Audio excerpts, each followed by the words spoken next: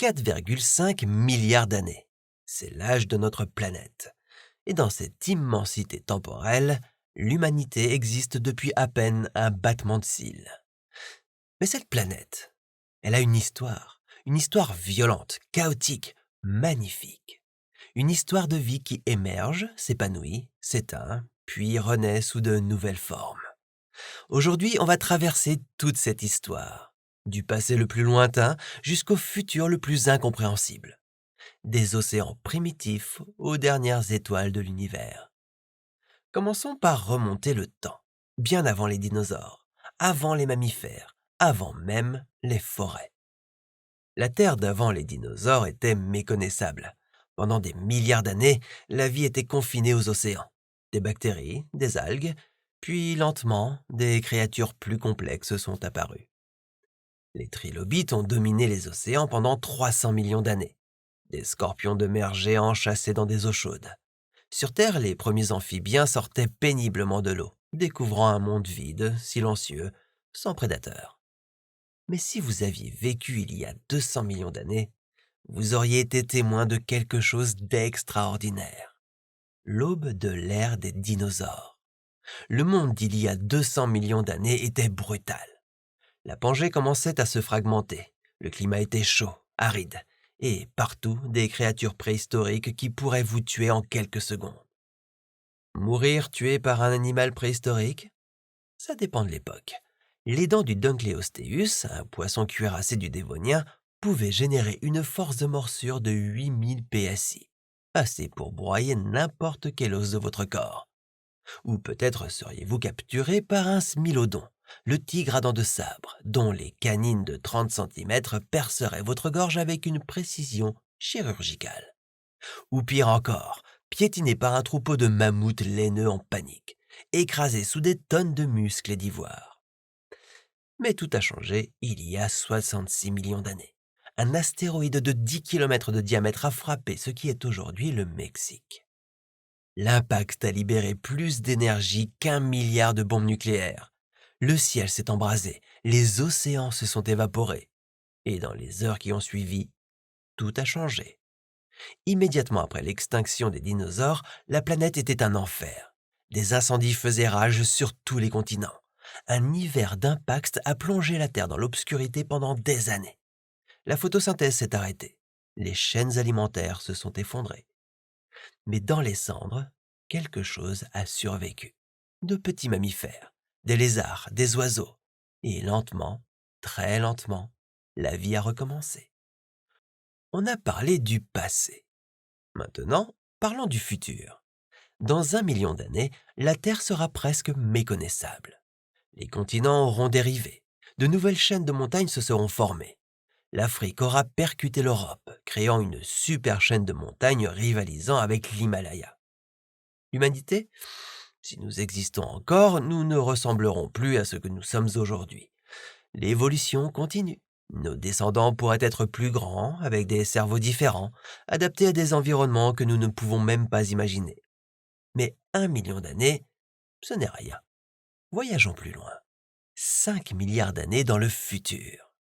Le Soleil est en train de mourir. Il s'est transformé en géante rouge, gonflant jusqu'à engloutir Mercure et Vénus. La Terre? Soit vaporisée, soit transformée en boule de roche stérile et brûlée, dérivant dans l'espace. Toute trace de vie terrestre a disparu. Les océans se sont évaporés il y a des milliards d'années. L'atmosphère s'est échappée dans l'espace. Ce qui reste n'est qu'un cadavre planétaire orbitant une étoile mourante. Et maintenant, le voyage final. 10 quintillions d'années dans le futur. C'est un nombre tellement grand qu'il dépasse presque la compréhension. Un 1 suivi de 19 zéros années. À ce stade, l'univers est mort. Toutes les étoiles se sont éteintes, les galaxies ont disparu dans l'obscurité, les trous noirs eux-mêmes se sont évaporés par radiation de Hawking. Il ne reste que des particules subatomiques dérivant dans un vide froid, sombre, infini. Plus de planètes, plus de vie, plus de lumière. Juste le néant absolu s'étendant pour l'éternité. Mais nous sommes ici, maintenant, dans ce monde incroyable, improbable, miraculeux, où la vie existe, où les étoiles brillent encore, où l'univers est jeune et plein de possibilités. Aujourd'hui, on traverse toute cette histoire, du Cambrien jusqu'à la mort thermique de l'univers, des trilobites aux derniers photons. Parce que comprendre notre place dans le temps, d'où nous venons et où nous allons, c'est comprendre à quel point notre existence est extraordinaire. Bienvenue dans l'histoire complète de la vie sur Terre, du Big Bang à la fin de tout. Attachez-vous, c'est un long voyage. Il y a des millions d'années, la Terre était très différente. Tous les continents n'en formaient qu'un seul, où la faune et la flore étaient à la fois belles et terrifiantes. Quand vous pensez au temps préhistorique, vous imaginez peut-être un T-Rex avec des dents acérées comme des rasoirs, qui saccage tout sur son passage dans la jungle. Mais avant les dinosaures, d'autres créatures géantes régnaient sur Terre. Bienvenue à la période permienne. Cette époque a commencé il y a 300 millions d'années. Au Permien, notre planète avait la Pangée, un supercontinent entouré par un océan mondial appelé Pantalassa. La période permienne a commencé à la fin d'une période glaciaire lorsque les températures étaient beaucoup plus fraîches qu'aujourd'hui. Puis, au début du Permien, la Terre s'est réchauffée, offrant un environnement verdoyant avec une diversité de plantes et une évolution rapide de la vie des insectes et des animaux. Seulement, comme vous le savez sans doute, notre planète bleue change en permanence. Au cours des 50 millions d'années suivantes, la Terre est devenue de plus en plus chaude et sèche. Finalement, l'événement le plus meurtrier de l'histoire de notre planète a anéanti presque tout ce qui a jamais vécu. Les scientifiques appellent cet événement l'extinction Permien-Trias.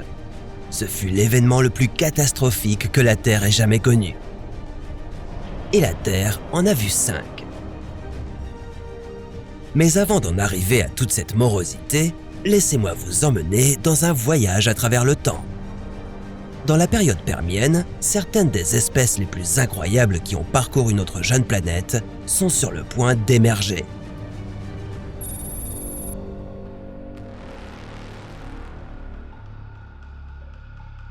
Si vous pouviez faire un bond de 300 millions d'années dans le passé, vous atterririez en plein milieu du supercontinent, la Pangée. Les plus petits continents de la Terre auraient fini de se heurter les uns aux autres pour former cette énorme masse continentale, occupant un tiers de la surface de la planète. Il y avait probablement moins d'oxygène dans l'air qu'il n'y en a maintenant, mais vous pourriez encore respirer.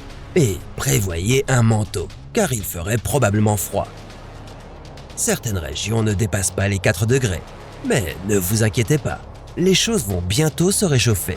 À la fin du Permien inférieur, l'ère glaciaire était sur le point de disparaître et la Pangée devenait un monde verdoyant. Les plantes et les animaux ont commencé à prospérer.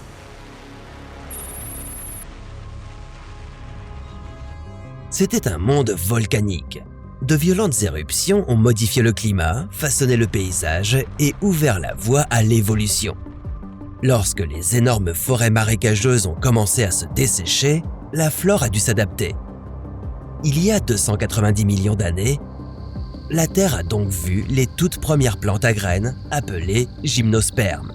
Ces plantes portaient des graines sur leur cône et elles se sont propagées à travers le supercontinent comme une traînée de poudre. L'ancienne forêt à feuilles persistantes de l'ère primaire permien cachait quelque chose qui nous est familier. Tout comme aujourd'hui, vous pourriez y trouver des cigales et des coléoptères percer et sucer les plantes. Et le plus mignon de tous, les cafards. Seulement, ce n'étaient pas les cafards que vous connaissez aujourd'hui. Ces vermines préhistoriques étaient gigantesques, de la taille d'un oiseau. Malgré leur taille, les cafards n'ont jamais régné sur les terres préhistoriques. Et c'est une bonne nouvelle, n'est-ce pas? Non, quelque chose de beaucoup plus fascinant parcourait la Pangée. L'ancêtre aujourd'hui disparu des mammifères primitifs, le dimétrodon. Cet animal était aussi fascinant que terrifiant. Un dimétrodon ne passe pas inaperçu. Cet ancien lézard a atteint 5 mètres de long et pesait 225 kg. Il avait une grande voile le long de sa colonne vertébrale. Les scientifiques pensent que la voile aidait ce reptile à réguler sa température corporelle, absorbant la chaleur pendant la journée et dissipant l'excès de chaleur pendant les nuits plus fraîches. Il marcherait vers vous comme un crocodile et serait très menaçant. Le dimétrodon était à l'époque un grand prédateur. Méfiez-vous de ses dents à la fois acérées et plates qui vous croqueraient sans problème.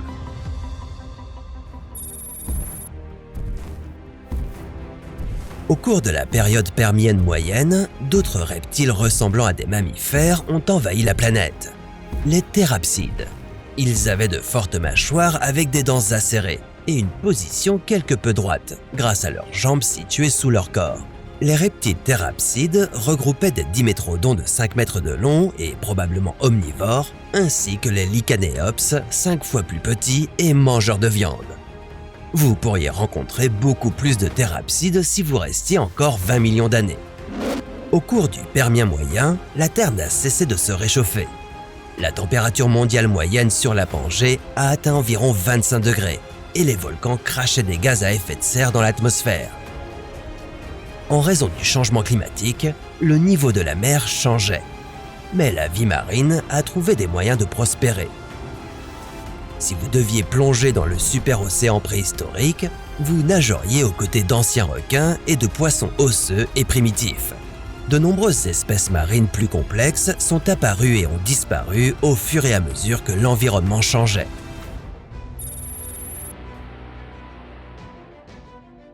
À la fin du Permien, vous auriez pu avoir une rencontre amicale avec un autre reptile, le Lystrosaurus.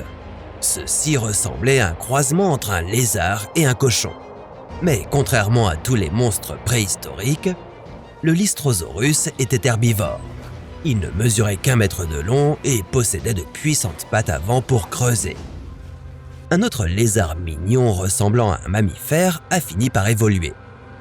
Le cynodonte. Le cynodonte ressemblait à un rongeur géant. Il mesurait environ 1 mètre de long, avait des moustaches et se nourrissait de petits animaux et d'insectes. Pendant ce temps, l'air changeait peu à peu. Une grande quantité d'activité volcanique déplaçait l'oxygène de l'atmosphère. Les scientifiques pensent qu'il y avait aussi peu que 10% d'oxygène dans l'air.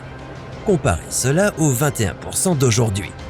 Vous auriez du mal à respirer dans cet environnement. Et les températures ne cessaient d'augmenter. Avec une température moyenne d'environ 28 degrés, ce monde préhistorique luxuriant se transformait en four. Toutes les bonnes choses ont une fin, et malheureusement, cette période est arrivée brutalement. Il y a environ 252 millions d'années, environ 90% de toute la vie végétale et animale a été anéantie. Ce moment tragique s'appelle l'extinction Permien-Trias, et ce fut l'événement d'extinction de masse le plus dévastateur de la Terre. Les scientifiques débattent encore de la cause de cette extinction catastrophique. La plupart des théories suggèrent que c'était le résultat d'une activité volcanique explosive. Alors que d'énormes éruptions volcaniques ont balayé le continent, des quantités massives de cendres ont été libérées dans l'atmosphère. Tellement de cendres qu'elles ont bloqué la plupart, voire la totalité, de la lumière solaire. Et sans soleil, les températures mondiales ont chuté soudainement. Les plantes n'ont pas pu effectuer de photosynthèse et sont mortes. Et sans les plantes, la base même de la chaîne alimentaire, les animaux ont rapidement subi le même sort. Les choses ont empiré avant de s'améliorer. En raison de tout le dioxyde de carbone émis lors des éruptions volcaniques, les températures mondiales ont de nouveau augmenté. Elles ne sont pas seulement remontées à leur niveau antérieur, mais bien au-dessus. Le superocéan a perdu la majeure partie de son oxygène. Incapables de respirer, la majorité des animaux marins du Permien ont péri. Finalement, plus de 95% des espèces marines et plus de 70% des animaux terrestres ont disparu. Cet événement d'extinction de masse pourrait vous attrister et vous donner envie de ramener tous les animaux qui sont déjà partis. Les dinosaures aussi. Voici le monde d'il y a 200 millions d'années.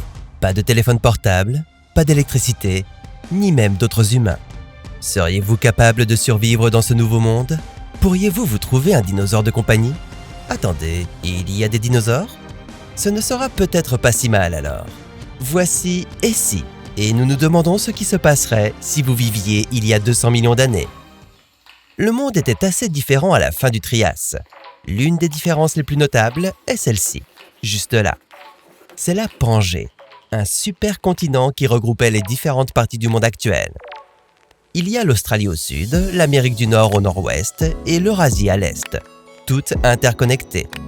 Ça prendrait un certain temps, mais en théorie, vous pourriez marcher de la Californie jusqu'à Paris. Mais vous ne verrez pas le Hollywood Walk of Fame ni la Tour Eiffel, car évidemment, il n'existait pas encore. Que verriez-vous donc? La première chose que vous remarqueriez en traversant la Pangée, ce sont les dinosaures qui courent partout. Vous n'aurez pas à vous inquiéter des dinosaures comme le Dilong, qui ne pèse que 11 kg et ne représente pas un grand danger. Attention en revanche aux mélanosaures qui mesurent 12 mètres de haut et pour qui vous feriez un délicieux casse-croûte. Les scientifiques disent que la fin du Trias a été l'aube des premiers dinosaures. Ils étaient de toute taille et pullulaient sur Terre. Vous verriez également des créatures surprenantes dont l'existence ne vous avait jamais effleuré l'esprit, tandis que d'autres vous rappelleraient peut-être des animaux d'aujourd'hui. Cette espèce connue sous le nom de Drepanosaurus, avec sa peau de reptile et son dos arqué, pourrait être l'une des premières versions d'oiseaux à avoir existé. Le Trias a été une période de 50 millions d'années d'évolution d'une incroyable importance. Une époque où il n'y avait pas beaucoup de concurrence entre les espèces, puisque juste avant, 70% des créatures de la Terre avaient été anéanties au cours d'une extinction massive. À cette époque, de nombreux animaux pouvaient prospérer et se développer sans avoir à se méfier constamment de leurs prédateurs. Plus vous avanceriez dans les terres de la Pangée, plus vous remarqueriez des changements climatiques massifs. Les bords extérieurs du supercontinent seraient peut-être recouverts de forêts luxuriantes et vallées verdoyantes. Mais plus vous avanceriez, plus les bouleversements seraient notables.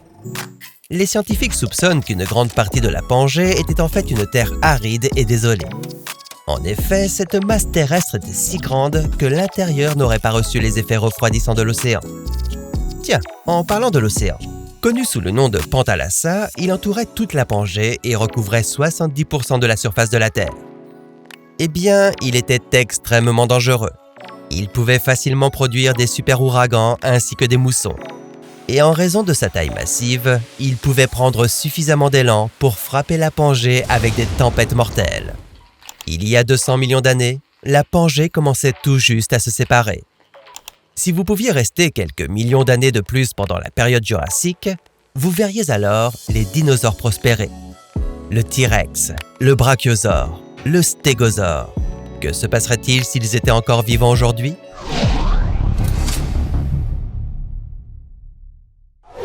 Voici le Mégatherium, un paresseux géant qui a vécu sur Terre il y a seulement 12 000 ans. Cette créature mesurait plus de 3,5 mètres de haut. Aujourd'hui, on va découvrir ce que cette bête était capable de faire. Ah! Ouah! Ça fait mal! Mais ce n'est qu'une des manières dont un animal préhistorique pourrait vous tuer. Soyons honnêtes, les créatures qui ont vécu il y a des milliers ou des millions d'années étaient absolument effrayantes. Des dinosaures géants aux serpents les plus imposants jamais découverts. Si vous vous retrouviez face à l'une de ces créatures, il y a de bonnes chances que vous ne vous en sortiez pas. Mais comment cela pourrait-il se passer? Commençons par envoyer Digipeater 60 millions d'années dans le passé. Bienvenue à la période Crétacée. Durant cette époque, il y avait une chance non négligeable de tomber sur un Titanoboa. Ce serpent était presque 2 fois plus grand que ceux que l'on connaît aujourd'hui. Il pouvait mesurer jusqu'à 12,5 mètres de long et pesait plus de 1000 kilos. Ces serpents géants se cachaient dans les forêts marécageuses de ce qui est aujourd'hui la Colombie. Un serpent de cette taille a besoin de se nourrir. En voyant une proie de la taille de Digipeater, il attaquerait sans hésitation. Mais comment? Ces serpents nageaient en utilisant l'eau comme camouflage pour se rapprocher discrètement de leur proie. Ils traînaient près des lacs et rivières, attendant d'attaquer. Alors que le titanoboa approche de Digipiter, il ouvre sa gueule et plante ses dents incurvées dans son corps pour l'attraper. Le titanoboa enroulerait rapidement son corps autour de vous. La sensation serait comparable à celle d'être écrasé par la tour Eiffel.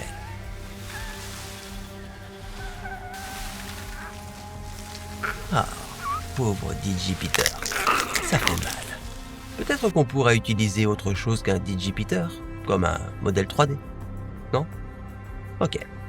En enroulant son corps autour de vous, le titanoboa bloquerait votre circulation sanguine et vous savez ce que ça entraîne. En traversant son corps, vous seriez lentement dissous par les acides de son estomac. C'est un processus long et douloureux. Et, rappelez-vous, c'est un serpent de 12,5 mètres.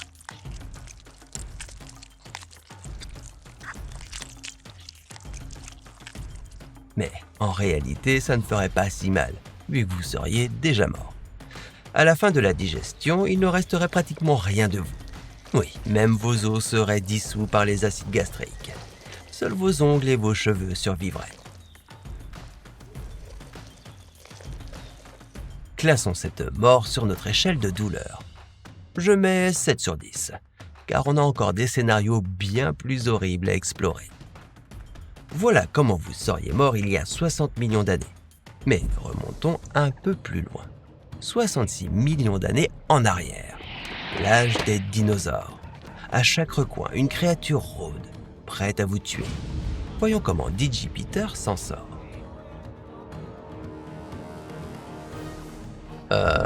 Pourquoi le sol tremble-t-il? Oh, c'est un Tyrannosaurus Rex. Je ferais bien de commencer à courir. Cours, petit gars, cours! Cette bête de presque 7000 kilos était le roi des dinosaures. Il chassait tout seul. Il fonce sur Digipiter à près de 60 km/h. Oui, je ne crois pas qu'il ait une chance ici. Peut-être qu'il pourrait s'en sortir en se cachant derrière un arbre ou en restant parfaitement immobile. Après tout, le T-Rex détectait les proies qui bougeaient. Il avait des yeux de la taille d'orange, plus grands que ceux de n'importe quel mammifère vivant aujourd'hui. Ah non, je crois que c'est trop tard. Impossible d'échapper à ça. Soudain, le T-Rex mord avec ses dents aussi grandes que des bananes. Sa mâchoire exerçait une force de près de 13 000 PSI. On aurait l'impression d'être écrasé par un immeuble. Ensuite, il déchirerait la chair de vos os jusqu'à ce qu'il ne reste plus rien.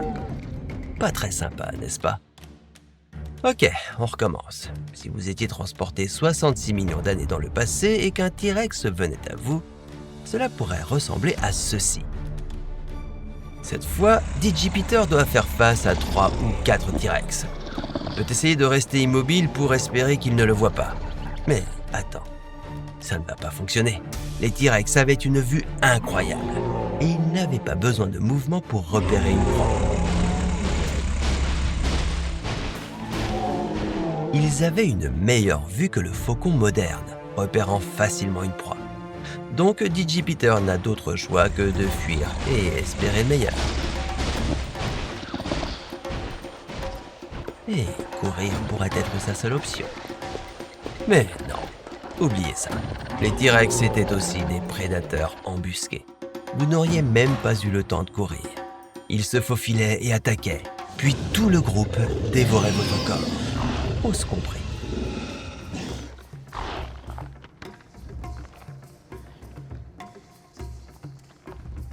Ouch, ça fait mal. C'est 8 sur l'échelle de douleur. Mais le T-Rex n'était pas la seule créature à vous traquer. Un autre prédateur, le raptor, était aussi terrifiant. Si ce qu'on voit dans les films est vrai, ces créatures étaient effrayantes et très dangereuses. Au début, on pensait qu'elles mesuraient environ 2 mètres. Ils auraient utilisé leur taille et leur force pour dominer Digipiter.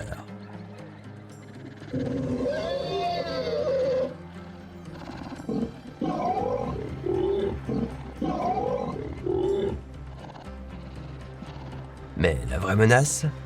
Leurs griffes acérées en forme de faucilles. Elles pouvaient infliger des blessures fatales en un instant. Et bonne chance pour leur échapper. Un raptor court à plus de 40 km/h. Cependant, d'après ce qu'on sait maintenant des raptors, leur attaque ressemblerait plus à ceci. Si on les rend plus petits et qu'on leur ajoute des plumes, ça ressemble à un oiseau moderne. Et tout comme on n'a pas peur des oiseaux, vous n'avez pas à être terrifié par les raptors.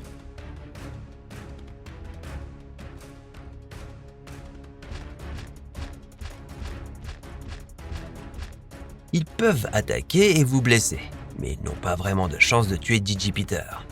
S'ils étaient en meute, c'est un autre problème, mais les preuves suggèrent qu'ils ne le faisaient pas souvent.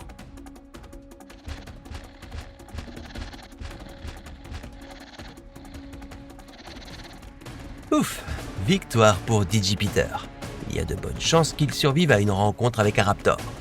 Donc sur l'échelle de la douleur, c'est plutôt un 5 sur 10. Revenons à notre paresseux géant.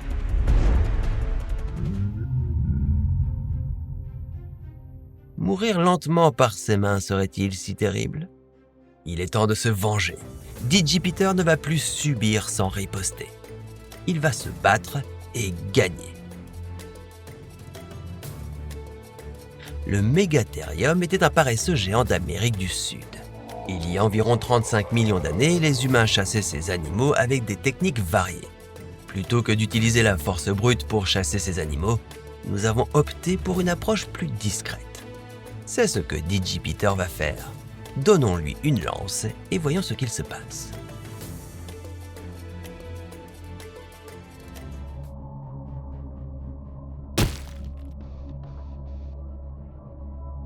Il approche du point d'eau et aperçoit un paresseux géant, une proie idéale pour lui et sa tribu. Cela pourrait nourrir tout le monde pour les 3 prochains mois. Mais c'est un paresseux géant. Ces créatures étaient énormes et il fallait plusieurs humains pour les abattre. Alors, doublons Digipeater et donnons-lui une vraie chance. Ça devrait le faire.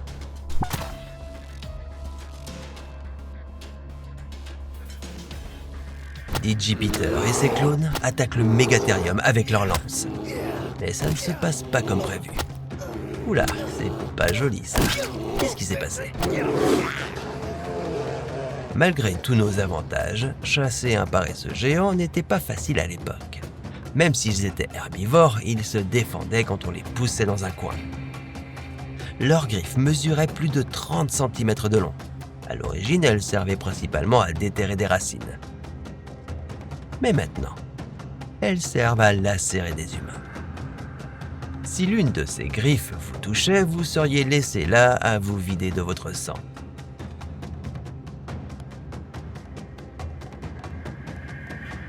Une mort lente et douloureuse.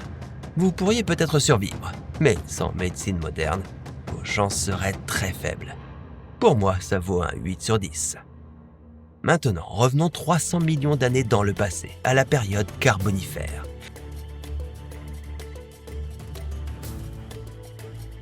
Une période particulièrement flippante, puisque des insectes géants étaient partout.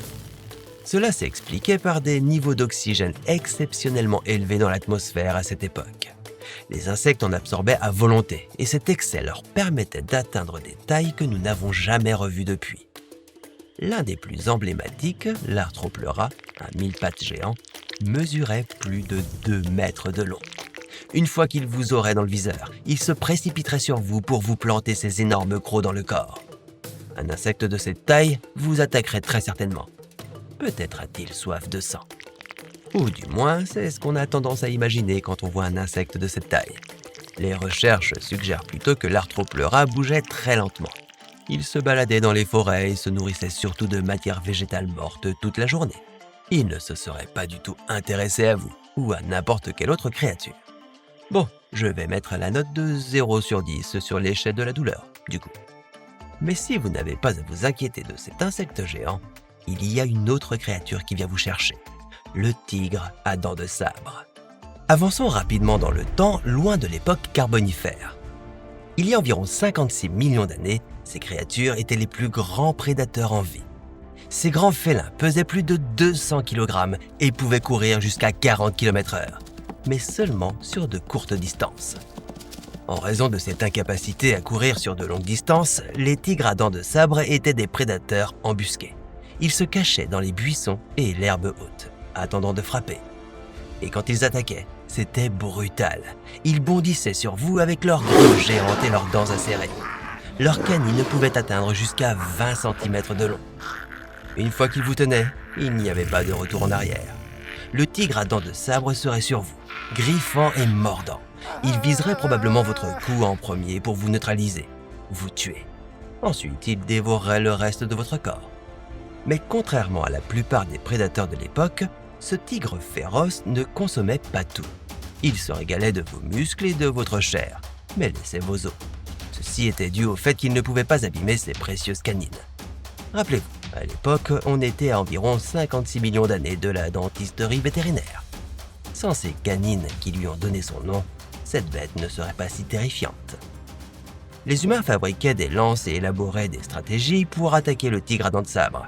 Ils s'assuraient aussi d'installer leur camp dans des endroits offrant une bonne visibilité, afin d'être prévenus à l'avance si un tigre s'apprêtait à attaquer.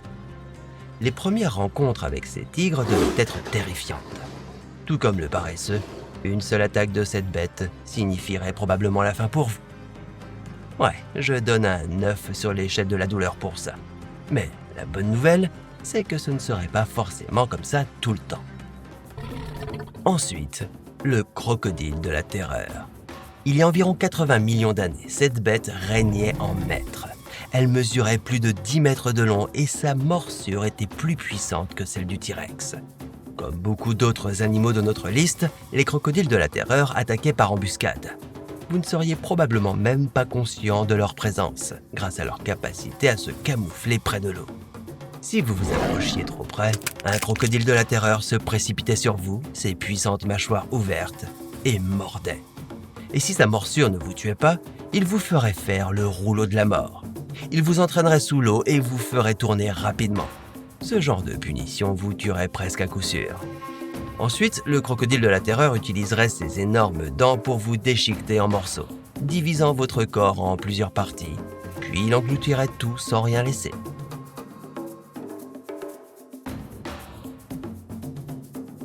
Comme les crocodiles modernes, ce monstre possède un acide gastrique très puissant capable de dissoudre vos os. Burk. Moi, je passe mon tour. Vu que ces créatures régnaient à l'époque, je donne un 10 à l'échelle de la peur. Et aussi sur celle de la douleur. Peu importe la créature que l'on pense pouvoir affronter au combat, je crois que tomber face à l'un de ces scénarios serait terrifiant.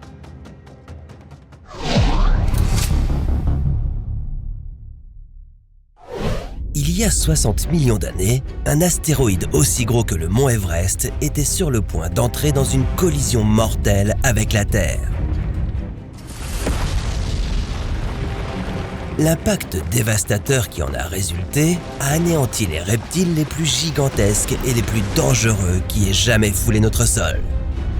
Mais les dinosaures ne sont pas morts d'un seul coup. Non, ils ont connu une fin lente et douloureuse. Comment cette extinction a-t-elle pu provoquer le plus grand tsunami que la Terre ait jamais connu ? Et que s'est-il passé exactement après la disparition des grands reptiles ? Accrochez-vous, on embarque pour le voyage le plus épique et le plus périlleux de votre vie. L'astéroïde qui a mis fin à la vie des dinosaures est terrifiant.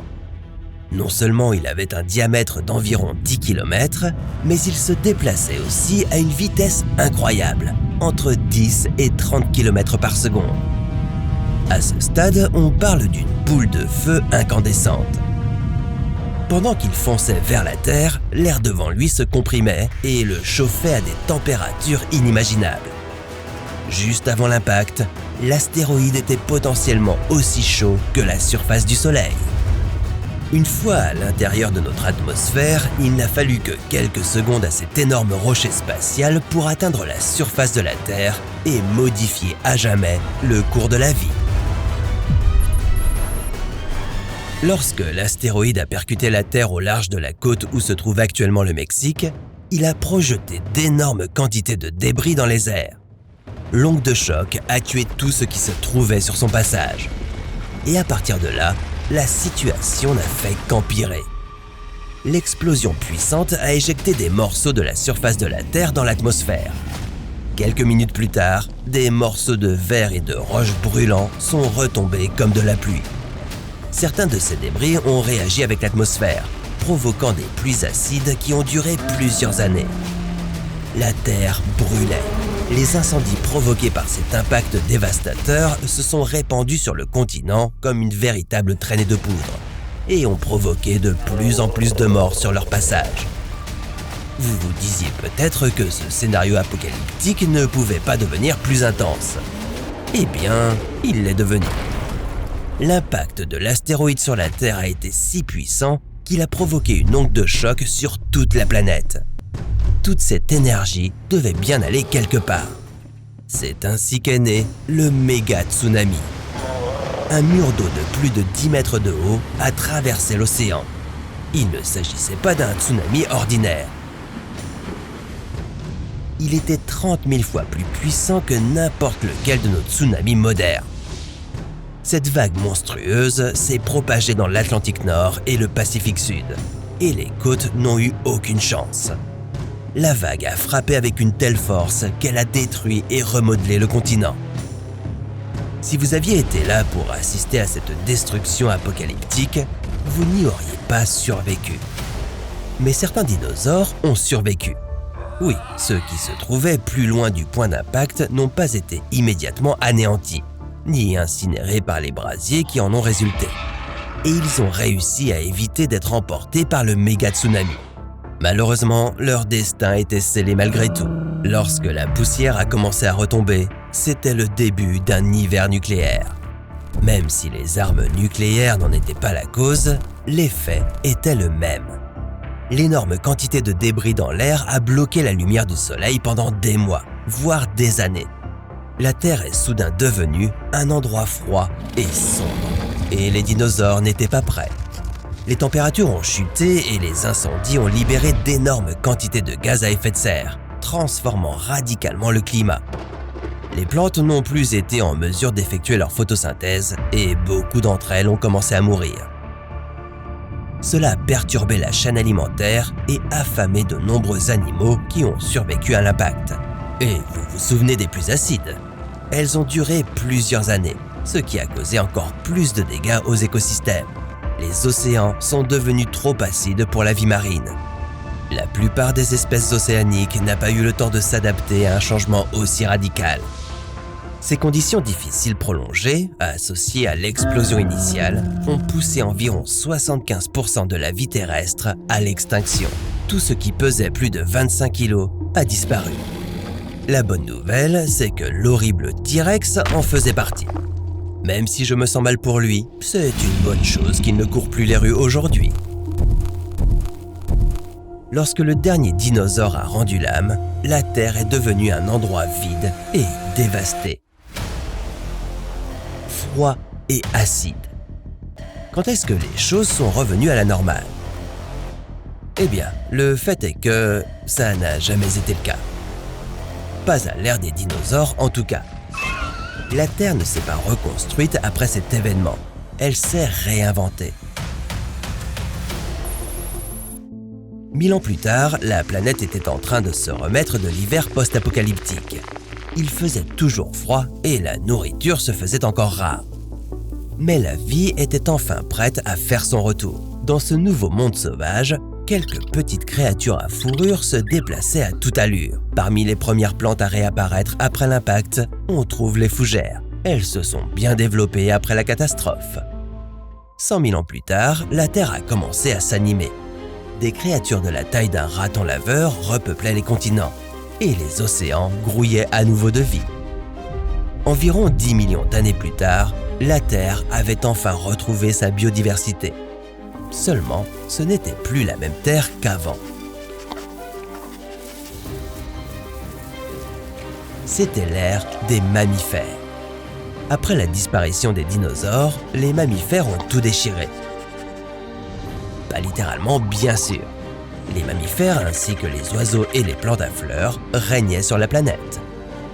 La Terre n'est jamais redevenue ce qu'elle était. Après la disparition du dernier dinosaure, il a fallu des millions d'années à notre planète pour rebondir d'une nouvelle manière. 1000 ans dans le futur, les humains pourraient ressembler à ceci. Voici Mindy, un modèle qui montre à quoi nous, humains, pourrions ressembler en l'an 3000.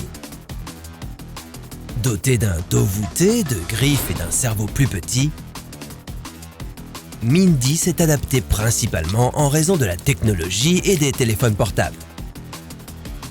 Mais ce n'est que le début d'un potentiel voyage évolutif du corps humain. Voyageons 1 million d'années dans le futur pour voir les façons encore plus folles dont nos corps évolueront. Superforce, yeux géants et gènes modifiés sont des choses que vous pourriez voir plus tard dans cet épisode. Mais pourquoi acquérons-nous tous ces traits? Eh bien, nous en saurons plus bientôt. Pour l'instant, voyons quelle est la prochaine phase de l'évolution humaine. 5000 ans dans le futur. Nous sommes maintenant à plusieurs milliers d'années dans le futur. Et à bien des égards, les humains ressembleraient relativement à ce que nous sommes aujourd'hui. Si nous regardons 5000 ans dans le passé à partir d'aujourd'hui, les humains semblent essentiellement les mêmes. Les principales différences sont que nous sommes maintenant en meilleure santé, plus grands et plus forts. Cela est principalement dû à l'évolution de notre alimentation, des soins de santé et du mode de vie au fil des siècles. C'est de la spéculation, mais on peut supposer qu'il se passera beaucoup de choses dans 5000 ans. Des changements qui incluent les voyages spatiaux et d'énormes avancées en technologie et en IA. Et notre apparence dépendra de l'endroit où les humains décideront de vivre à l'avenir. Si l'humanité devient une civilisation interstellaire, nous pourrions ressembler à ceci. Et si nous restons sur Terre et nous investissons pleinement dans l'IA, eh bien, les humains pourraient ressembler davantage à cela. Nous explorerons donc quelques options au fur et à mesure que nous avancerons dans les années. Les générations d'humains qui décident d'aller sur Mars remarqueront les changements les plus significatifs. La faible gravité de Mars entraînerait une diminution de la densité osseuse et de la masse musculaire. Mais le changement de gravité pourrait également conduire à une augmentation de la taille et à l'allongement des membres. Et il y aura beaucoup plus de changements à venir. Pour l'instant, faisons un autre bond dans le futur et examinons d'autres options pour l'évolution humaine. 25 000 ans dans le futur. Il est sûr de dire que la technologie jouera un rôle important dans l'évolution humaine. En voyageant 25 000 ans dans le futur, vous pourriez décider d'avoir un bébé sur mesure. Au lieu de créer la vie naturellement et de laisser tant de choses au hasard, vous choisiriez divers traits pour votre futur bébé. Vous pourriez choisir les caractéristiques physiques comme la couleur des cheveux et des yeux, et des traits beaucoup plus essentiels, comme la capacité d'éviter certaines maladies et allergies. En un sens, cela se produit déjà aujourd'hui, mais dans le futur, cela sera plus avancé et accessible. Il est également probable que les humains commencent à fusionner avec la technologie, devenant des êtres de type cyborg. Pensez à des liens neuronaux, à des membres robotiques et à des améliorations sensorielles. Imaginez avoir une puce dans votre cerveau équipée d'une IA qui vous fournit toutes les réponses dont vous avez besoin. Les humains auront toutes ces améliorations cybernétiques qui les rendront plus intelligents, plus forts et capables de vivre plus longtemps. 100 000 ans dans le futur. L'une des façons de voir à quel point les humains ont évolué est de regarder nos visages et nos têtes. Comme vous pouvez le voir ici, dans 100 000 ans, nos yeux et nos têtes seront considérablement plus grands. Cela sera dû à plusieurs raisons. L'une d'elles étant que nous vivrons dans différents environnements, comme l'espace. Nos yeux plus grands nous permettront de mieux voir dans des environnements à faible luminosité. Ils aideront également à protéger nos yeux des rayons cosmiques présents dans l'espace.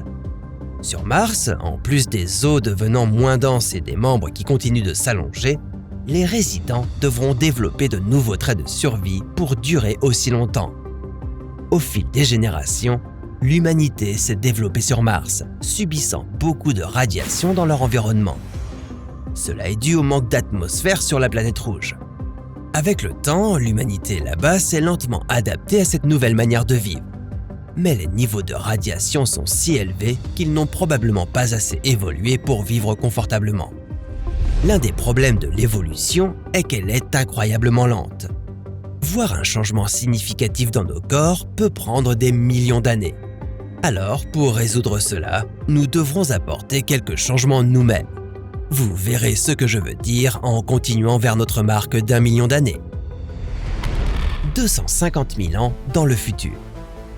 L'humanité en avait assez d'attendre et d'attendre que les changements évolutifs se produisent. Alors, ils ont décidé de les faire eux-mêmes. Nous avons modifié nos corps avec la technologie depuis des centaines de milliers d'années à ce stade. Mais maintenant, nous allons passer à un autre niveau. Au lieu d'ajouter une sorte d'amélioration à nos corps, nous allons maintenant modifier notre ADN avec une manipulation génétique avancée. Les scientifiques expérimentent déjà cette technologie, mais 250 000 ans à partir de maintenant, vous pouvez parier que la science sera avancée au-delà de toute croyance. Les scientifiques pourront modifier, éditer et même ajouter différentes mutations génétiques, avant et après la naissance des gens. Dans le cas de notre colonie sur Mars, les gens de la planète pourraient modifier leurs gènes pour que les radiations ne soient pas aussi nocives pour leur corps. Et ce n'est que le début. Finalement, nous modifierons nos gènes pour produire toutes sortes d'attributs incroyables. Vous pourriez être brillant, avoir une super force ou être immunisé contre toutes les maladies. Alors que l'humanité débloque cette nouvelle ère de l'évolution humaine, les choses sont sur le point de devenir encore meilleures. 500 000 ans dans le futur. Cela fait encore 250 000 ans. L'humanité a joué avec cette chose d'édition génétique et cela est devenu assez ridicule. Les scientifiques ont réussi à combiner des parties de l'ADN de lézard avec notre ADN humain. Cela nous a permis de faire repousser nos membres et de faire pousser de nouveaux organes si nous en avons besoin. De plus, avec l'aide de la technologie et de l'édition génétique, les humains sont plus intelligents que jamais. Nous pouvons maintenant avoir naturellement n'importe quelle apparence que nous voulons.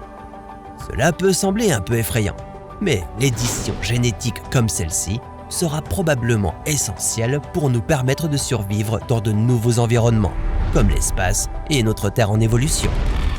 1 million d'années dans le futur. Vous souvenez-vous des humains restés sur Terre? Ceux qui ajoutaient des tonnes d'améliorations cybernétiques à leur corps? Ils ont continué à faire cela, ainsi que des tonnes d'éditions génétiques. Les gens dans l'espace ont fait la même chose. Mais alors que nous avons progressé à travers ces 1 million d'années, les environnements de la Terre et de Mars ont été très différents. Et en raison de ces environnements différents, les humains vivant sur ces planètes auraient des besoins et des désirs différents pour les types de corps qu'ils souhaitent. Rappelez-vous, l'évolution concerne le mode de vie et l'environnement. C'est pourquoi Minty, au début, avait l'air qu'elle avait. Il est possible que les humains sur ces deux planètes soient tellement différents qu'ils constitueraient essentiellement deux espèces complètement séparées. Un peu comme il y a 50 000 ans lorsque des humains coexistaient sur Terre en même temps que les Néandertaliens. Mais quelles que soient leurs différences, il est probable que ces deux types d'humains du futur seront les espèces les plus avancées jamais vues. Nous vivrons plus longtemps, peut-être éternellement. Nous serons plus intelligents que jamais et prêts à relever tous les défis que l'avenir nous réserve.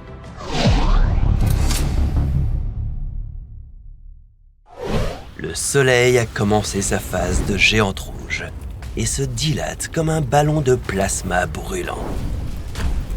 Il est sur le point d'engloutir Mercure, puis Vénus de manière épique, et finalement, la Terre. Même aujourd'hui, il fait griller notre planète à des températures torrides. Voici la Terre dans 5 milliards d'années. Mais comment sommes-nous arrivés là? Faisons un voyage dans le temps, depuis ce moment précis où vous regardez cette vidéo, jusque dans 5 milliards d'années, où le Soleil sera beaucoup plus lumineux plus grand et dangereusement proche. Il est sur le point de devenir chaud, radioactif, supervolcanique et mortel.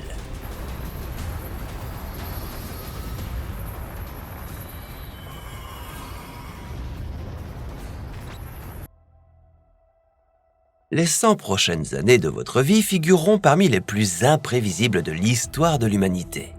L'impact de la technologie, de l'IA, du changement climatique, de la médecine et des énergies renouvelables sera colossal. Mais si vous pensez aux milliards d'années à venir, il faut voir plus grand que notre propre Terre. Car chaque recoin de la Terre finira par être incinéré. Nous devons penser à l'échelle galactique. Dans la prochaine décennie, les humains enverront des sondes vers des planètes et des lunes lointaines, comme Vénus et Europe par exemple. Nous enverrons des humains explorer le pôle sud de notre propre lune, et ce sera la première fois, de ce siècle du moins, que quelqu'un mettra le pied sur notre voisin cosmique le plus proche. Dans 50 ans, vous pourriez observer la Terre depuis une base lunaire, ou même d'explorer la surface de Mars. D'ici quelques centaines d'années, vous, des milliers de colons et tous les animaux de compagnie robotique que vous voudrez emmener avec vous, vivrez sur Mars de façon permanente. De retour sur Terre, les humains tenteront de ramener la température moyenne de la Terre à un niveau gérable, tandis que vous vous lancerez dans la terraformation de la planète rouge. Votre objectif est de créer un effet de serre sur Mars pour la réchauffer. Dans les confins du système solaire, c'est là que les choses commenceront à chauffer. Pluton croisera l'orbite de Neptune et se rapprochera plus du Soleil que de la géante de glace. Pas de panique, cet événement se produit tous les 200 ans, et seulement pour une vingtaine d'années. Et en parlant de la périphérie du système solaire, l'humanité découvrira la vie extraterrestre locale, enfin, si elle existe.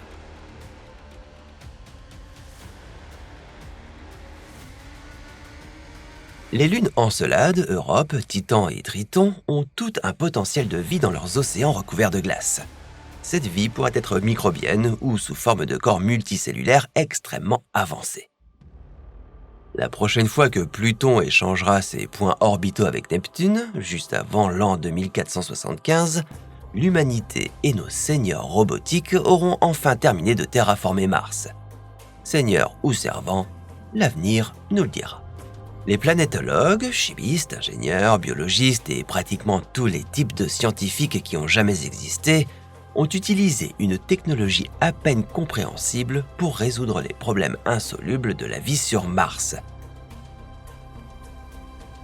Comme surmonter le manque de chaleur, d'atmosphère, d'oxygène, d'eau et de magnétosphère. Ensemble, nous aurons créé une planète rouge où les humains, transhumains et cyborgs peuvent marcher librement sur une surface assez semblable à celle de la Terre. Votre jardin pourrait même offrir une vue sur un point bleu pâle, que votre jardin soit sur Terre ou sur Mars. Ensuite, nous commencerons à explorer toutes les autres roches du système solaire, y compris les astéroïdes et les lunes massives des géantes gazeuses. Vous visiterez Vénus pour bâtir des villes dans les nuages, et vous vous déplacerez en zeppelin à base d'hélium. Le moment est venu de commencer à terraformer Vénus. Ces projets demandent du temps, mais heureusement, la durée de vie humaine a radicalement augmenté. La médecine du XXVIe siècle fait passer nos traitements actuels les plus avancés pour des antiquités. D'ici l'an 2500, vous vivrez plus longtemps que jamais, atteignant confortablement 150 ans en moyenne. Et dans votre vieillesse, vous jouerez au golf sur Mars et encombrerez les hotlines de tech. À plus grande échelle, l'humanité a franchi une étape longtemps théorique. Nous sommes devenus une civilisation de type 1 sur l'échelle de Kardashev. Conçue par le célèbre astrophysicien Nikolai Kardashev, cette échelle mesure les prouesses technologiques d'une civilisation en fonction de sa consommation d'énergie.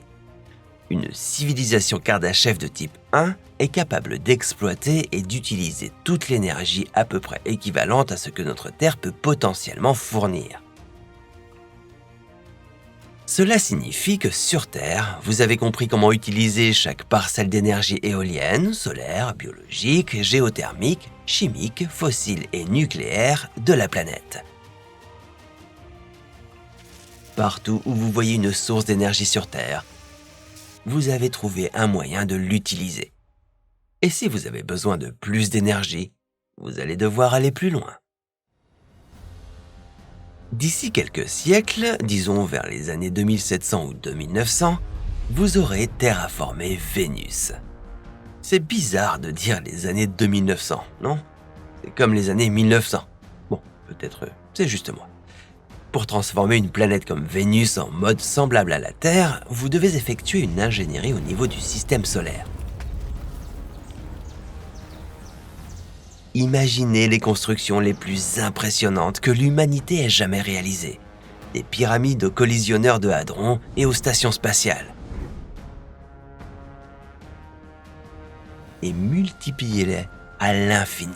Pour rendre habitable une planète cauchemardesque comme Vénus, il faudra déplacer la planète sur une orbite différente, créer des magnétosphères, modifier l'atmosphère et diriger les comètes vers la planète pour créer des sources d'eau. Bon, je n'ai jamais dit que ce serait facile. Une fois que vous aurez réussi à terraformer les planètes dans notre système solaire, vous passerez aux planètes en dehors de celui-ci, où vous commencerez à construire des mégastructures autour du Soleil. Oui, l'humanité construira une sphère de Dyson, un méga vaisseau spatial habitable qui exploite la quasi-totalité de l'énergie de l'ensemble du système solaire. Ce qui signifie qu'entre l'an 3000 et l'an 5000, l'humanité passera dans une civilisation de type 2 de Kardashev, capable de capturer la puissance du Soleil. Les humains iront plus loin que le système solaire. Vous allez maintenant vous déplacer dans l'espace interstellaire pour explorer les profondeurs de la Voie lactée. Je dis humain, mais soyons réalistes. Pour survivre dans l'espace, nous devrons être capables de bioconcevoir notre corps fragile fait pour la Terre pour résister aux radiations spatiales.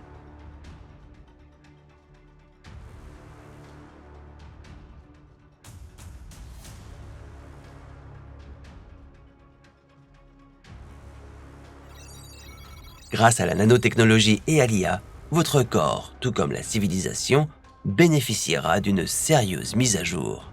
L'Homo sapiens, qui n'a pas beaucoup évolué génétiquement, changera de corps à volonté, s'interfacera avec la technologie et deviendra peut-être même plus une machine qu'un humain.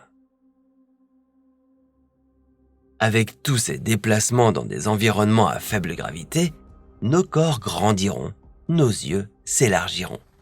Ou nous pourrions ne plus exister. Les civilisations extraterrestres ont tendance à se condamner elles-mêmes au fur et à mesure qu'elles avancent. Peut-être à cause de la technologie incontrôlable, des luttes de pouvoir, de l'IA ou de l'effondrement climatique. Peu importe. L'idée est que plus une espèce devient intelligente, plus les outils qu'elle construit sont dangereux. Et elle finit par en construire un qu'elle ne peut pas contrôler. C'est ce qu'on appelle le grand filtre. Et cela pourrait être la raison pour laquelle nous n'avons toujours pas rencontré d'extraterrestres avancés. Certains scientifiques affirment que dans 10 000 ans, il y a 95% de chances que l'humanité n'existe plus. Si vous me demandez mon avis, je pense que nous nous anéantirons accidentellement avec des robots IA homicides. Mais si c'était ça notre mort, nous ne verrions pas comment la Terre disparaît. Alors, restons en vie un peu plus longtemps. À ce stade, la Terre commencera à ressembler à Mars avant sa terraformation. Et non, ce ne serait pas un monde brûlant, mais plutôt un monde gelé. Parce que dans 100 000 ans, si le réchauffement climatique n'a pas entièrement carbonisé la planète, la Terre plongera dans une nouvelle ère glaciaire. Au lieu d'une chaleur croissante, vous observerez la montée des glaciers. À moins que nous ayons construit une sphère de Dyson pour réchauffer notre planète, les températures chuteront drastiquement. Et soudain, boum, la violente éruption du volcan Yellowstone. Les cendres et les pierres se déversent dans l'atmosphère, bloquent la lumière du soleil et rendent la Terre encore plus froide que durant l'ère glaciaire. Si l'humanité survit à ces bouleversements, elle deviendra une espèce spatiale multiplanétaire, entrant dans une nouvelle ère d'Homo sapiens. Après tous ces efforts, la civilisation humaine est enfin devenue de type 3 sur l'échelle de Kardashev. Nous exploitons et utilisons désormais toute l'énergie d'une galaxie entière. Des milliards d'étoiles, de trous noirs et de vents interstellaires alimentent maintenant notre réseau électrique inimaginable. Les sphères de Dyson renferment les étoiles comme des perles lumineuses. C'est une nouvelle ère non seulement pour les humains, mais aussi pour toute la Voie lactée. Mais même avec une galaxie entière entre vos mains, vous ne survivrez peut-être pas aux dangers de l'univers. À l'échelle cosmique, nous sommes beaucoup trop proches des bombes à retardement interstellaires, comme la naine blanche dans le système T-Pixidis. T-Pixidis est situé à plus de 3000 années-lumière de la Terre. C'est un étrange système d'étoiles binaires qui continue à devenir une supernova. La naine blanche dans le système semble prendre de la masse et de la carrure. Et si ça continue comme ça, gare à vous. Parce que même si elle se trouve à des milliers d'années-lumière, elle est encore assez proche pour impacter notre planète. Les supernovas ou même les hypernovas sont des événements violents et spectaculaires. Elles sont la fin de la vie des étoiles, mais elles sont responsables de la production de la plupart des éléments lourds de l'univers, y compris le fer, comme celui dans votre sang. Mais dans environ 10 millions d'années, T-Pixidis pourrait violemment exploser avec des répercussions dans tout l'univers. Le rayonnement gamma à lui seul, plus fort qu'un millier d'éruptions solaires, pourrait décimer la couche d'ozone terrestre. Si vous êtes toujours dans les parages, vous devrez créer une sorte de défense contre les supernovas. Ou cela pourrait être la fin de la vie sur Terre telle que nous la connaissons. À ce stade, l'humanité ne ressemblerait en rien à ce que nous connaissons aujourd'hui. Elle aura évolué. De la même manière qu'imaginer la vie de nos ancêtres primates il y a 10 millions d'années est un gouffre vertigineux, malgré notre chaîne génétique partagée et ininterrompue. C'était une époque avant Lucie, l'Australopithèque. C'est pré-humain. Et ça, c'est bien au-delà de l'humain. C'est post-humain. Nous pourrions simplement être des machines ou des hybrides machines-humains. Ou quelque chose d'entièrement nouveau. Dans 50 millions d'années, Mars verra l'une de ses lunes, Phobos, s'approcher d'un peu trop près. Lorsqu'elle atteint la limite de Roche, c'est-à-dire le point au-delà duquel la gravité de Phobos ne serait pas en mesure de la maintenir, cette lune s'effondrera et formera un petit anneau autour de Mars. Sur Terre, les continents africains et européens entreront en collision, donnant naissance à une chaîne de montagnes plus haute que l'Himalaya. Et ce déplacement continental et l'élévation de nouvelles montagnes seront violents pour la Terre. Mais les dangers peuvent aussi venir du ciel. Dans 100 millions d'années, un astéroïde frappera la Terre, et pas n'importe lequel. Un de la taille de celui qui a décimé les dinosaures, et dans notre scénario, capable d'anéantir les êtres humains. Nous ferions mieux d'apprendre à dévier les gros astéroïdes d'ici là, parce que sinon, ce sera game over pour la Terre. Je me demande si les dinosaures se sont dit la même chose.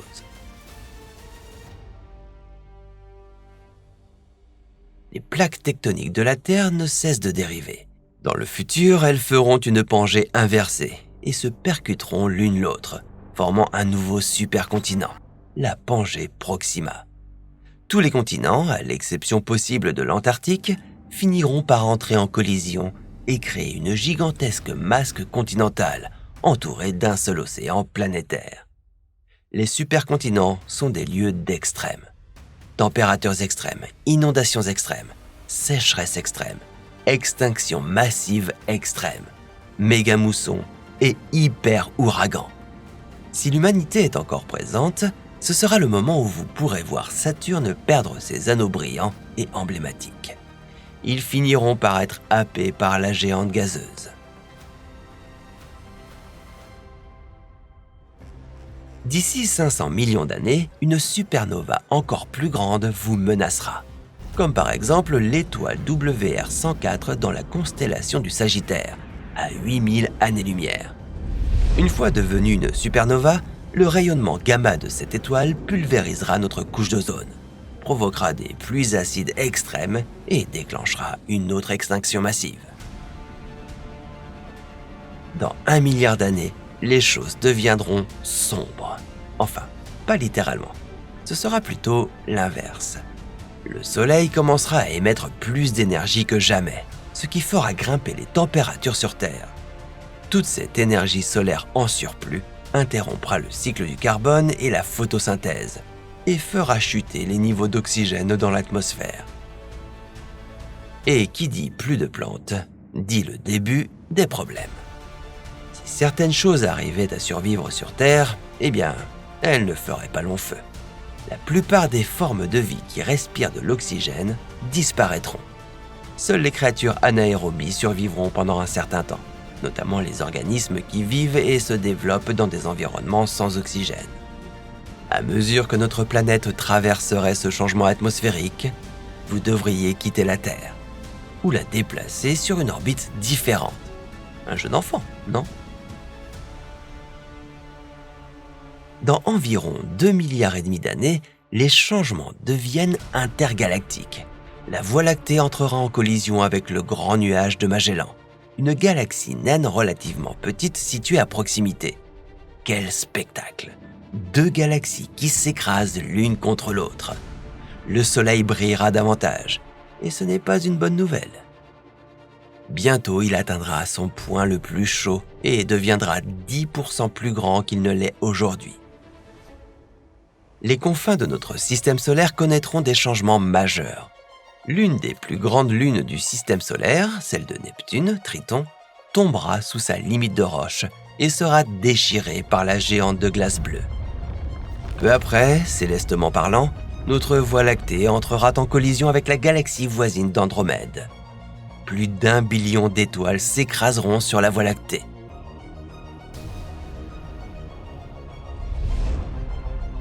Les 2 trous noirs supermassifs au centre des galaxies finiront par fusionner et créer un nouveau trou noir encore plus massif. Et la Terre ? À ce stade, elle aura perdu toute son eau. Dans 5 milliards d'années, le Soleil entrera dans sa phase de géante rouge. Il commencera à s'étendre vers Mercure, Vénus et la Terre. Même si le Soleil ne consomme pas entièrement la Terre, elle serait bien sûr trop brûlante pour abriter la moindre vie. Il est possible que Mars, que vous avez terraformé en 2500, ne soit pas consumé, mais il y ferait beaucoup trop chaud pour continuer à y habiter. La zone habitable des planètes du système solaire n'inclura vraiment que Saturne et Jupiter. Ce sont des géantes gazeuses, donc pas très pratiques pour les humains. Mais il est possible que vous ayez terraformé leur lune et que vous soyez bien installé sur Ganymède ou Titan. Ou alors, vous posséderez votre propre sphère de Dyson.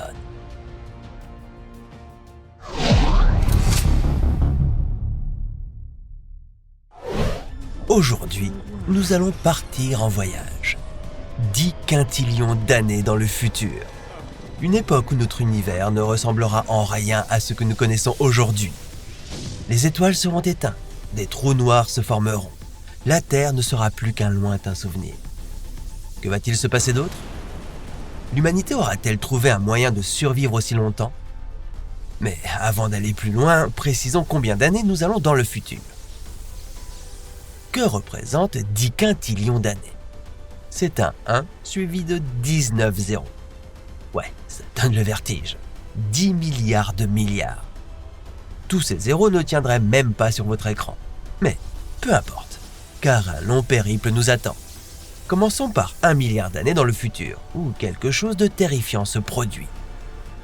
1 milliard d'années dans le futur.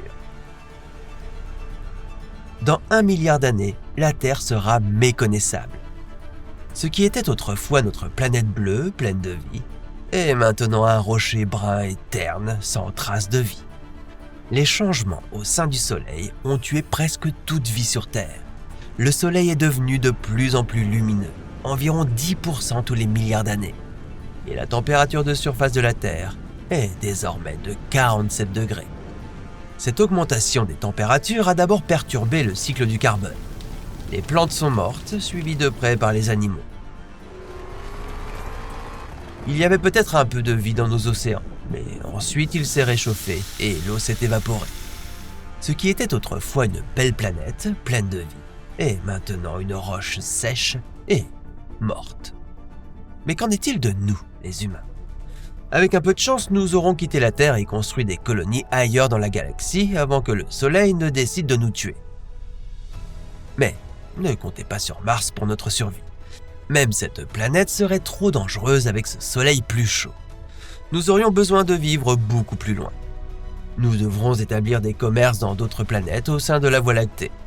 Espérons qu'en l'espace d'1 milliard d'années, les humains auront mis au point un système efficace pour coloniser des planètes habitables. À ce stade, une colonie martienne ne serait plus qu'un lointain souvenir. Mais il est possible que les planètes extérieures de notre système solaire, ou leurs lunes, deviennent des refuges temporaires pour nous. Il y a aussi une autre possibilité. Une partie de l'humanité pourrait exister sous forme d'intelligence artificielle pure, ayant téléchargé leur conscience dans des machines et vivant pratiquement éternellement. Mais les machines qui les hébergent, elles auront besoin d'être alimentées par quelque chose, quelque part. Les humains physiques seraient donc toujours là, chargés d'établir des colonies qui maintiendront nos humains virtuels.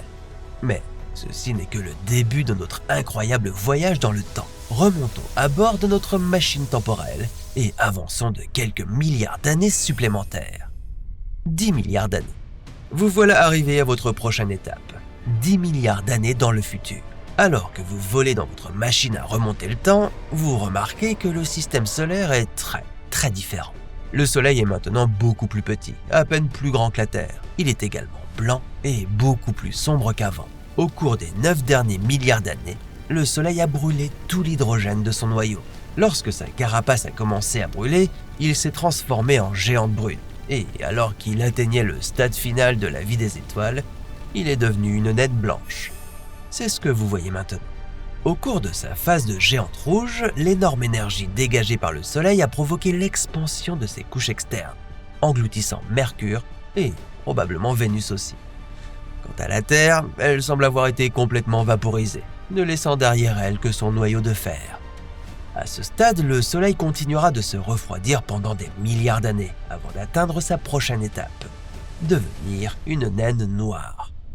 Nous en reparlerons dans un instant. Alors que le Soleil vieillissait et s'éteignait, un autre grand événement se produisait également. 2 galaxies massives ont fusionné l'une avec l'autre, donnant naissance à une toute nouvelle galaxie.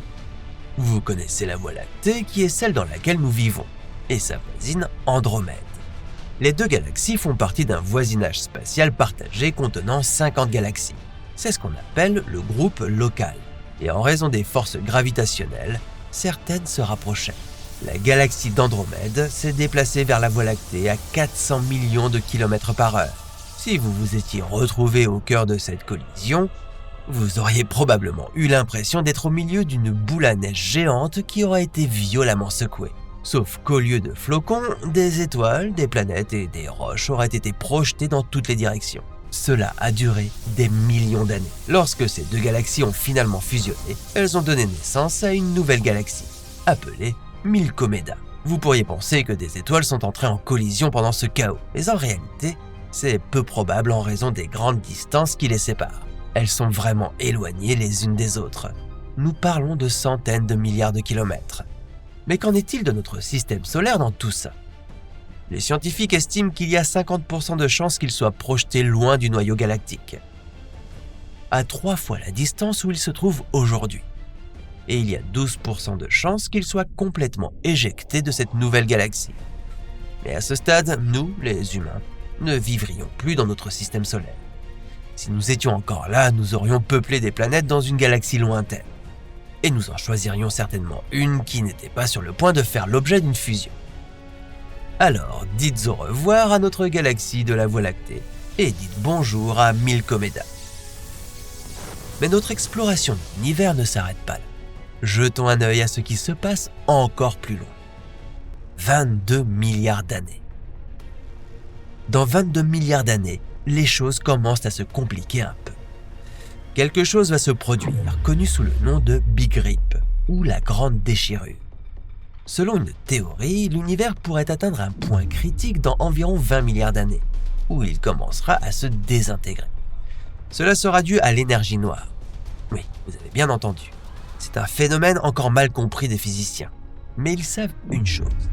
L'univers s'étend de plus en plus vite. Gardez cette idée en tête, nous y reviendrons plus tard. Si la grande déchirure se produit, les galaxies qui existent aujourd'hui en amas commenceront à s'étirer. Puis, tous les objets à l'intérieur de ces galaxies s'éloigneront les uns des autres. Le système stellaire, les planètes, tout va accélérer pour s'éloigner les uns des autres, jusqu'à leurs atomes qui se déchireront et se dissoudront, menant à la fin de l'univers. Les scientifiques ont trouvé des indices qui suggèrent que nous pourrions nous diriger vers cette disparition. Mais ce n'est pas sûr à 100%. Ouf, je commençais à m'inquiéter. Donc pour l'instant, supposons que notre univers ne se déchire pas dans 20 milliards d'années. Que se passe-t-il ensuite ? 100 trillions d'années dans le futur. Même si la grande déchirure ne se produira peut-être pas, cela ne signifie pas pour autant que notre univers sera en sécurité. Dans environ 100 trillions d'années, toutes les étoiles de l'univers s'éteindront. Revenons un instant au Big Bang, lorsque l'univers a commencé à se former. 150 millions d'années plus tard, des étoiles ont été créées.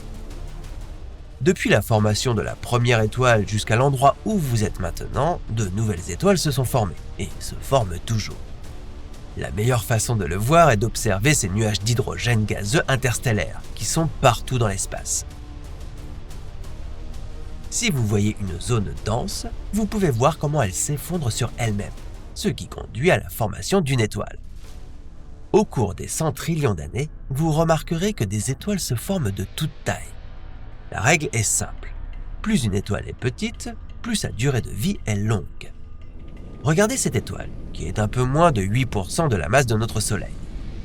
Elle est trop petite pour alimenter une véritable fusion de l'hydrogène. C'est une étoile ratée, connue sous le nom de naine brune. Et en voici une plus grande, environ 10 fois plus massive que notre Soleil. Elle est plus chaude et épuise son énergie très rapidement. Donc dans environ 20 millions d'années, elle s'éteindra. Vous avez déjà vu comment notre propre Soleil s'est éteint après environ 10 milliards d'années. Mais la plupart des étoiles dans l'univers sont plus petites que le Soleil. Ce sont des naines rouges. Elles représentent environ 8 à 50% de la masse de notre Soleil. Elles sont beaucoup plus sombres, mais vivent aussi plus longtemps, environ 80 à 100 milliards d'années. Ainsi, au fur et à mesure que le temps avance, ces naines rouges commencent à disparaître. Ensuite, il y a les naines brunes. Elles sont si sombres qu'elles sont difficiles à voir. Elles meurent lentement, refroidissant progressivement jusqu'à atteindre une température bien inférieure à celle des autres étoiles, autour de 2500 degrés. Enfin, voici une étoile gigantesque. 8 fois la taille de notre Soleil. Son noyau s'effondre dans une explosion massive qui crée une supernova. Cet effondrement peut donner naissance à une étoile à neutrons, étoile incroyablement dense et compacte, ou un trou noir. Au cours de ces 100 trillions d'années, vous venez d'assister à l'ère stellifère. Vous avez vu des étoiles naître et mourir, des planètes se former et disparaître, et la fusion de galaxies. Il y a aussi une autre chose incroyablement importante qui s'est produite alors que nos étoiles mouraient. Lorsque les étoiles s'éteignent, elles libèrent divers éléments et matériaux dans l'espace. Cela conduit souvent à la formation de nouvelles étoiles. Mais toute la masse d'une étoile mourante n'est pas libérée et disponible pour la formation de nouvelles étoiles. Pour cette raison, l'univers s'épuisera progressivement en gaz d'hydrogène, matière première essentielle à la formation de nouvelles étoiles. Cela pourrait-il signifier la fin de l'univers ? 10 quintillions d'années. Bienvenue à votre dernier arrêt. Ou presque. Nous sommes maintenant à 10 quintillions d'années dans le futur. Rappelez-vous, c'est un 1 suivi de 19 zéros. L'ère stellifère est terminée et vous venez d'entrer dans une nouvelle époque, l'ère dégénérée. Et non, ce n'est pas une époque où un groupe de Redditors prend le contrôle de l'univers. En naviguant dans cet univers, il semble beaucoup plus sombre qu'auparavant. Autrefois scintillant d'étoiles brillantes, c'est maintenant un cimetière. C'est un univers jonché de restes d'étoiles mortes. Naines blanches, naines brunes et étoiles à neutrons, trous noirs. Toutes les étoiles qui sont jamais nées ne brillent plus et sont mortes. Alors, avec la fin de la formation des étoiles, qu'en est-il des humains ? Même si nous vivons dans d'autres galaxies, nous aurions toujours besoin d'une planète habitable. Une possibilité est que nous ayons abandonné nos corps matériels pour devenir des êtres d'énergie pure. Fascinant, non ? Mais il y a une autre possibilité impliquant un tout nouvel univers. Je vous en dirai plus à ce sujet dans une seconde. À l'époque de l'ère dégénérée, gardez l'œil ouvert pour repérer les rares collisions entre des vestiges qui continuent de bouleverser l'univers. Par exemple, si deux naines brunes entrent en collision, cela pourrait donner naissance à une nouvelle étoile qui vivra des milliards d'années. Ou si deux naines blanches entrent en collision, vous pourriez voir une explosion de supernova. Mais, dans l'ensemble, l'univers devient plus froid et plus sombre. La matière et ses composants les plus fondamentaux poursuivent leur désintégration. Voilà, nous avons atteint 10 quintillions d'années dans le futur. C'est assez fou. Mais, que se passe-t-il après cela ? Que se passe-t-il à la fin de l'univers ? 10 décillions d'années dans le futur. À 10 décillions d'années, un 1 suivi de 34 zéros, vous approchez de la fin de l'ère dégénérée. Même les naines blanches, les naines brunes et les étoiles à neutrons commencent à mourir. Cela sera dû à la désintégration des protons, un processus où les plus petites particules subatomiques qui composent ces étoiles se décomposent lentement, entraînant leur mort. Ces naines blanches n'émettront plus une immense quantité de lumière, mais plutôt une faible lueur, comparable à celle de quelques ampoules. Leur décomposition sera immensément longue. Mais bon, dans ce voyage, vous avez tout le temps du monde, ou peut-être devrais-je dire de l'univers. C'est triste de voir ces petits protons mourir. Bon, vous ne pourriez pas vraiment les voir mourir parce qu'ils sont bien trop minuscules, mais quand même. Si les éléments constitutifs fondamentaux des molécules finissent par se désintégrer, il semblerait que le destin de l'univers soit scellé. Avec la désintégration des protons, lors de votre dernier arrêt, vous serez confronté à un vieil ennemi inarrêtable. 10 duodécillions d'années dans le futur. Nous sommes maintenant à 10 duodécillions d'années dans le futur. Un 1 suivi de 40 zéros. Ça fait beaucoup de zéros, pas vrai ? Vous avez gravi un autre échelon dans l'univers désormais désolé. Les choses ne cessent de devenir de plus en plus sombres. Il n'y a ni planète, ni étoile, ni naine. Pas étonnant qu'il fasse si sombre. Vous pouvez à peine voir autre chose qu'une très très faible lumière. Ce sont les trous noirs. Les scientifiques ont nommé cette époque l'ère des trous noirs. Et pour une bonne raison. Ces structures massives aspirent tout ce qui s'approche. Même la lumière ne peut s'échapper d'un trou noir. Ils sont comme des zombies cosmiques, déchirant les restes d'étoiles mortes, devenant de plus en plus denses et massifs. Et vous pensiez que Thanos était effrayant. Ah, et je vous ai dit que rien n'échappe à un trou noir, n'est-ce pas ? Oui, c'est bien ça. Eh bien, presque rien. Il existe une exception. Il a été suggéré que les trous noirs puissent laisser échapper de minuscules morceaux de rayonnement. C'est ce qu'on appelle le rayonnement de Hawking. Voici comment ça fonctionne. Des particules jumelles apparaissent tout le temps dans l'espace, s'annihilant immédiatement. Mais près d'un trou noir, parfois l'une des particules tombe dans le trou noir, tandis que l'autre s'échappe. Sur des milliards d'années, cette fuite de particules réduirait la masse du trou noir, le faisant mourir. Si vous décidiez de faire plusieurs arrêts avec votre machine à voyager dans le temps, vous pourriez voir ces géants cosmiques s'éteindre sur des périodes de temps extrêmement étendues. On dirait qu'il reste encore un peu de temps dans cette exploration. Voyons donc ce que réserve encore l'univers. Google années et au-delà. Nous y voilà. Un Google d'années dans le futur. Un 1 suivi de 100 zéros. Que se passe-t-il ici? Même le dernier trou noir de l'univers a perdu sa dernière masse et s'est éteint. Bienvenue dans l'ère sombre. Il fait froid, sombre et tout est très calme.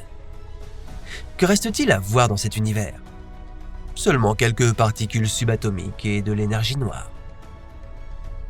L'univers s'est tellement étendu que les quelques particules subatomiques restantes sont très dispersées, incroyablement éloignées les unes des autres. Autrefois, il y avait des étoiles, puis des restes d'étoiles, puis des trous noirs. Mais maintenant, vous devrez vous déplacer dans la machine à voyager dans le temps, dans toute la zone de notre univers actuel, pour apercevoir une seule particule subatomique. Quel endroit triste et solitaire. Et vous vous souvenez de l'énergie sombre, la substance qui a failli détruire l'univers pendant la grande déchirure. Elle est toujours là et permet à l'univers de continuer à s'étendre de plus en plus. Alors que l'univers continue de s'étendre, il ne cesse de se refroidir. Les scientifiques ont appelé cette étape le grand froid. Toute l'énergie sera uniformément répartie dans l'univers et la température sera juste au-dessus du zéro absolu. Très, très froid. Cette théorie de l'univers a une fin sombre et froide. Il existe cependant une autre théorie, le grand effondrement. Au lieu d'une expansion infinie, l'univers atteindrait un point où il bascule en sens inverse et commence à se contracter.